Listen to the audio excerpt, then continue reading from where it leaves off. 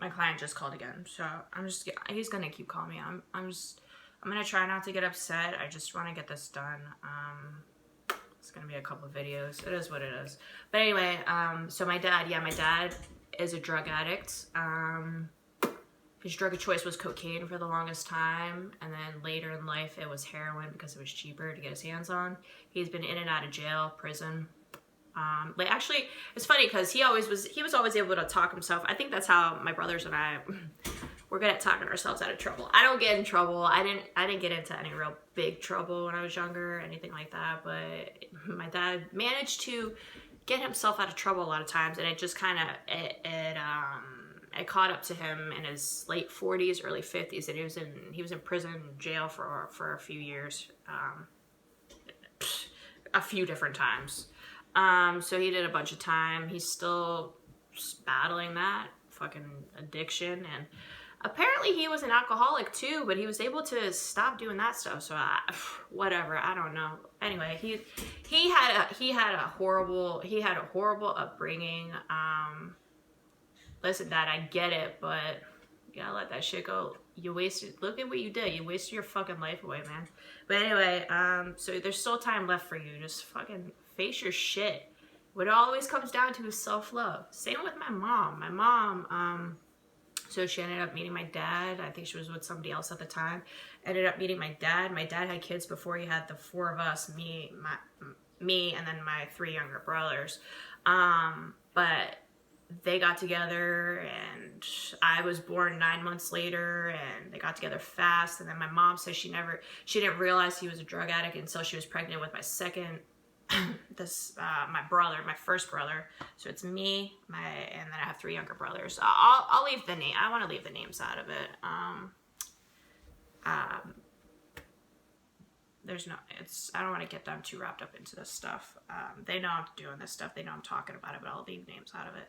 So she claimed that she didn't know he was a drug addict until she was pregnant with her second child, which is my brother, the second one. So it's me and then my three younger brothers. My brother Matt, whatever. So she didn't know that, and then they were physically abusive towards each other, emotionally abusive, all that stuff. Just a fucking typical toxic codependent relationship, and those fucking things, those are unhealthy. So naturally, I ended up taking on that in my own relationships, and I had to fight my way out of that, which I did. But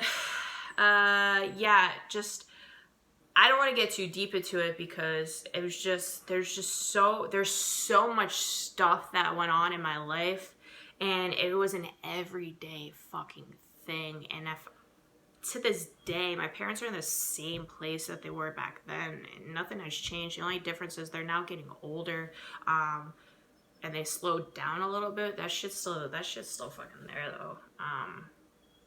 Which is why I stayed away. I got out when I was when I was in middle school, high school. I started to stray away from that dynamic. It was just so fucking unhealthy. I felt bad. My dad was a smoker.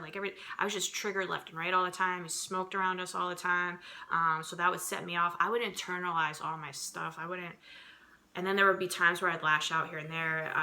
They call it intermittent explosive disorder. I probably had that when I was younger, but I also internalized a lot of shit. And then I couldn't speak. So probably because I told my mom that such and such, I was doing whatever to me, and she wasn't listening to that. So then I ended up, that's what happens with kids. And, I think about my own daughter now, and if I'm ignoring her, she's trying to tell me something and I'm not paying attention because I have work going on, people are calling me, or I'm trying to do a fucking interview, stuff like that. It's just, I'm not listening to her. She's gonna shut down. So I ended up shutting down. A lot of kids will shut down, or they'll lash out, they'll act out. I shut down, and I internalized everything. I fucking internalized fucking everything. And I was still a good kid. I played sports. I was distracted with the sports that kept me away from the bullshit. For a lot of times, I ran to the sports. I ran. I couldn't wait to go. I needed to play sports. I felt alive there. I felt good. It kept me away from it, blocked that shit out. So I played year round. I played a ton of sports: field hockey, softball, soccer,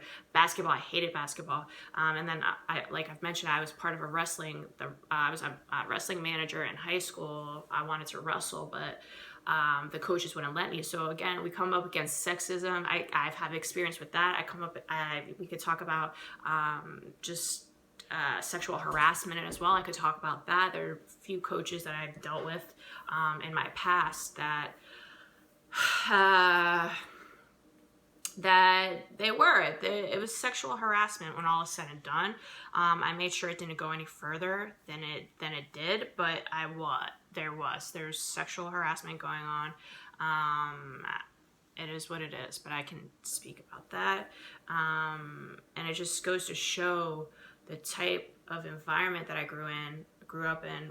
It was what was ended up attracting. I had that energy all around me, and I needed to escape from it in order to get away from those types of situations, and I was able to do that for myself.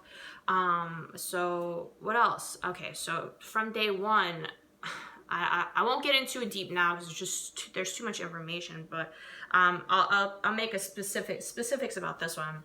Apparently from day one, my mom and dad and their fucking shenanigans. I don't know what was going on. My dad was probably drunk or high. If I remember the story correctly, my mom can fucking fill in the story if she needs to. But what I was told is that my dad ended up taking me from my mom right after I was fucking born, and just took me, I don't know how long, a couple days or something, took me away from my mom after she had me, because they were fighting with each other and doing their toxic bullshit, just like fucking abusive, toxic, negative fucking bullshit. So that's why I'm like, I'm not anti-negative, but I can't be at a place with you guys, like friends of mine, family members of mine. I can't be in a negative space with you. I just worked too fucking hard to get out of that, and I can't go back. And it's good that I'm staying this way, so you guys can rise up to my vibration. I'm not saying I'm better than you. I'm not. I can't go down to your level. You've got to lift yourself up. So when you hear me talking about negativity, or if I'm backing away from you, or I'm just not feeding into the bullshit that you're telling yourself, it's for a good reason, and it's because I do love you and I know that there's a better way. So just trust in that experience, that I do want the best for you. And I mean that wholeheartedly. I mean that to anybody I speak to, but especially my friends and family. So yeah, my dad took me, and it just started from there. Shit just started from there. My dad had 4 kids before he had the 4 of us, and with my mom, with 3 different women. He fucking neglected those kids. I don't know about what the one's doing. The other 3 they were on their own, and they didn't have the best upbringing themselves. Our dad wasn't around, which was probably best. It worked out better for them, but I don't believe their mom was any better either. So they were on their own, and they are good people. They're nice people. We have reconnected, and I'm happy. I'm thankful about that. I'm thankful for that, and I wish we were closer together, because there was a divide between us, and with the blended family and stuff like that, there was a divide, and the kids ended up suffering. There's no reason for it, but the people, my half brother and my half sisters, they're fucking nice people, man. They didn't deserve what they went through, and I let them know that you didn't miss anything with dad not being around. It was probably better that you got away from all of it.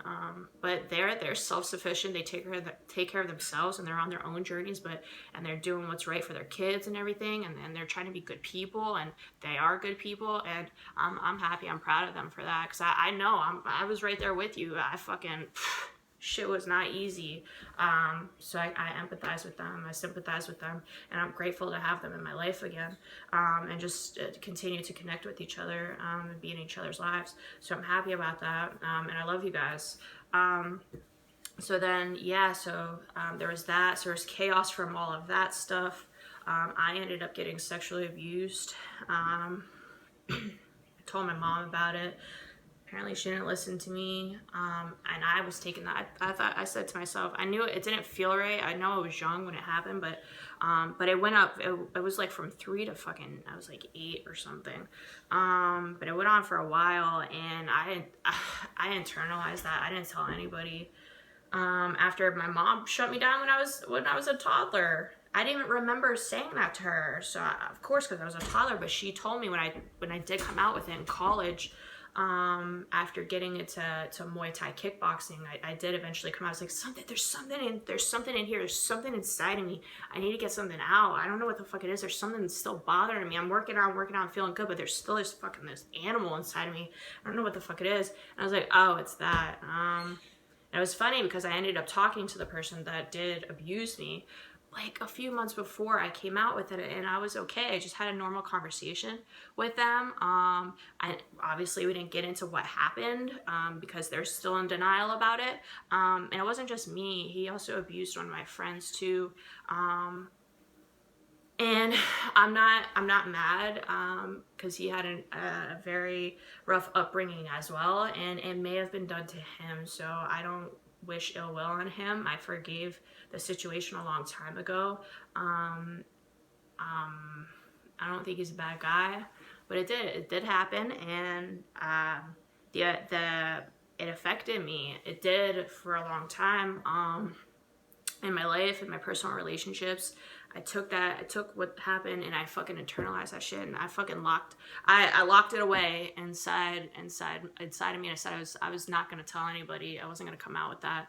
I'm gonna take that to the grave with me. But I couldn't. It was fucking killing me. It was eating me up. So I had to tell someone. So I ended up telling my mom, and I didn't want it to be a big deal. She was like, Mom, I want to tell you something. Don't tell Dad. I don't want everyone to know. Don't tell my brothers. I don't need anybody to know. I just want you to know. What is she? So I tell her, she's like, are you fucking kidding me? Da, da, da. And then she's like, I remember you saying something when you were 3. Da, da, da. I was like, well, there you fucking go. So it all ties in. It just makes sense. Okay, so Raquel ended up shutting down because her mom didn't fucking listen to her when she was telling her something was going on. And now, okay, everything's making sense as to why Raquel fucking was doing what she was doing and how she was acting the way she was fucking acting when she was younger. Listen to your fucking kids. So your toddlers are coming to you, your kids are coming to you, and they're telling you they're being sexually abused by somebody. Listen to your fucking kids. I don't care if it's the love of your life that's doing it to you and you're ignoring that fact. I don't give a fuck. Listen to your fucking children. They're not making that shit up. And it's on you if you don't listen to your fucking kids. So don't wonder why they end up doing shit, or they end up getting caught up in fucking bullshit relationships and some fucking bullshit, and just fucking listen to your kids, man. It's a serious fucking thing. It's fucked up. And I know it happens more often than people fucking that say. I feel like someone's been abused in some type of way throughout their life. Everybody has been. Sexual abuse is huge with women, not women and men, boys and girls. And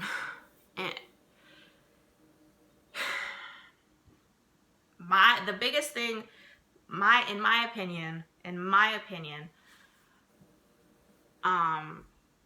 it was done to them. Whoever the abusers are doing that, they're obviously insecure with themselves. They need to have some kind of control. They need to feel powerful.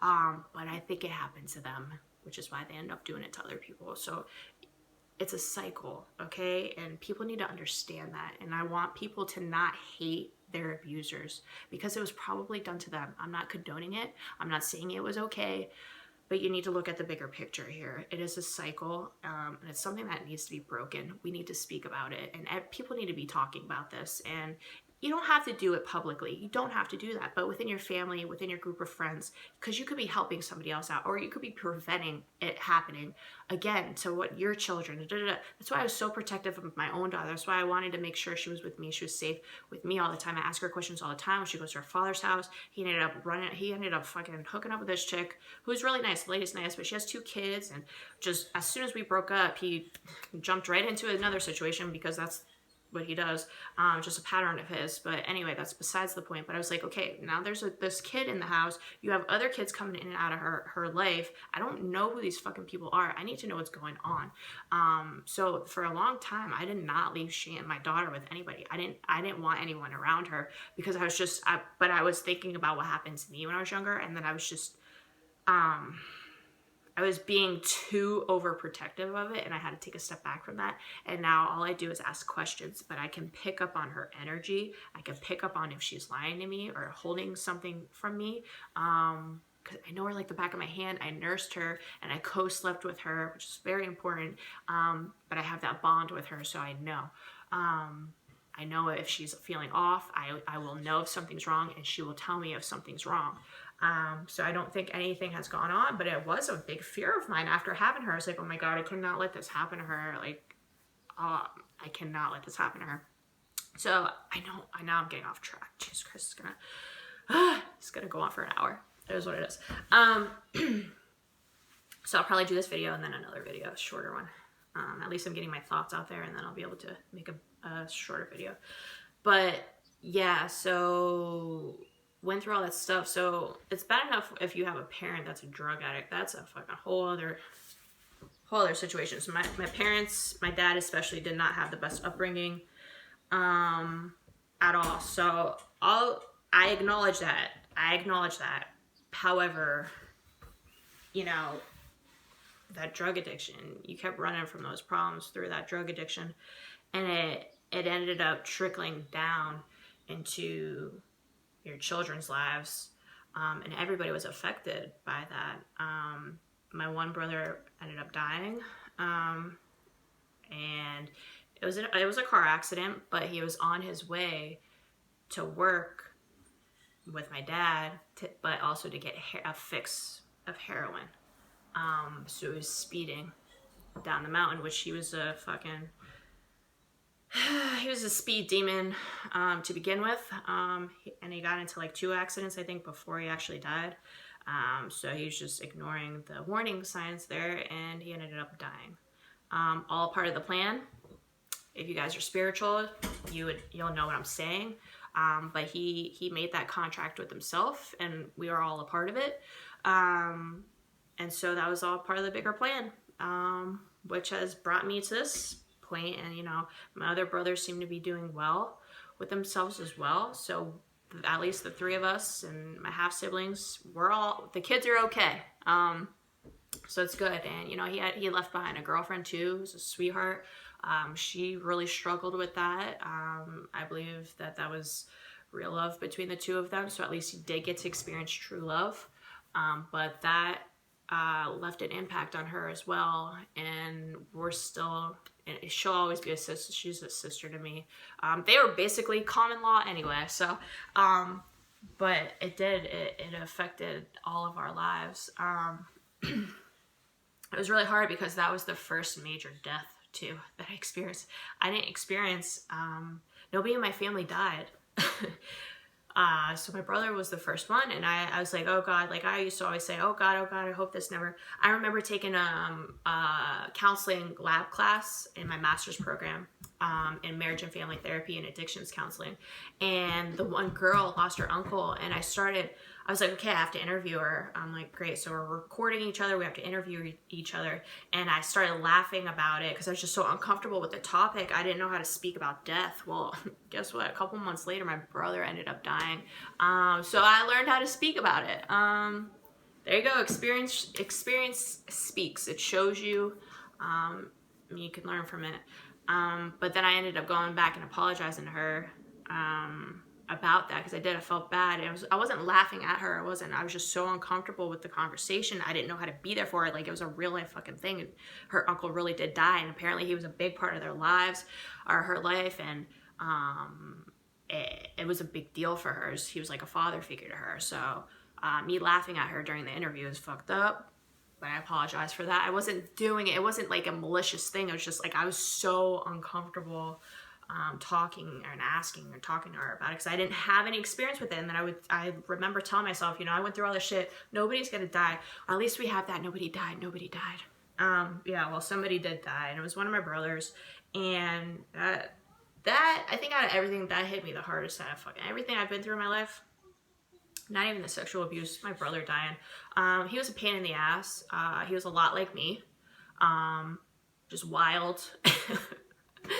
I wasn't as reckless as he was. He was way more reckless than I was. But I became reckless after a certain point. And I had to catch myself. But yeah, I mean, he was just he was a lost puppy. We all were. He was a hurt little puppy. But we'd kill for each other. We would die for each other. But he's the protector of the family now, especially over the kids and his former girlfriend. And so there's nobody better that could have done that. If I could take his place, I always says I would have, no doubt about it. But he did go. But he's on to bigger and better things, and that was the plan he had for himself. And for all we know, he is my daughter. He's my daughter now, Shane. So I see a lot of qualities of him within her. There are certain times. You can say hi real quick, and then you have to go because I'm getting off track. Say hi. Hi. Do you know who Uncle Stevens is? Yes. Who's Uncle Stevens? One of your brothers. One of my brothers, one of your uncles. He's our guardian angel. Mm-hmm. Yep. Okay, say bye. Bye. Okay, go clean your room, please. Okay, thank you. I already did. Okay, good job. High five. High five. All right, bye. But yeah, so that did me in. So I was able, I went through life, and I was open. I was very open with stuff. Oh, I also remember my mom when I was in preschool telling me, because I knew about my dad's drug addiction. I was young, 6 years old, but I was aware of it. It was crazy because his eyes, we knew when he was high, his eyes would bug out. I don't see that with people that get high all the time. You don't see it all the time, but we knew when he was under the influence because his eyes would bug out. It was though he was a fucking completely just different person. It was weird, and it was scary at times, and it was freaky. But we knew, and it was just, we saw a lot of fucked up shit.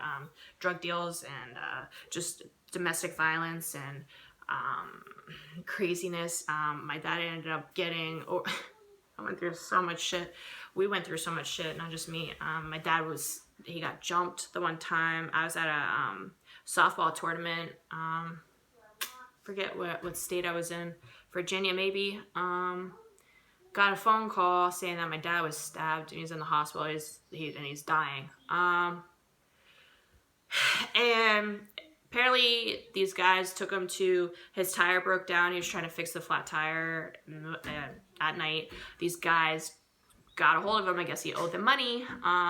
Took him to a warehouse, tied him up to a chair, beat the hell out of him. And he was able to talk his way out of, I don't know how he survived that. He was able to talk his way out of it.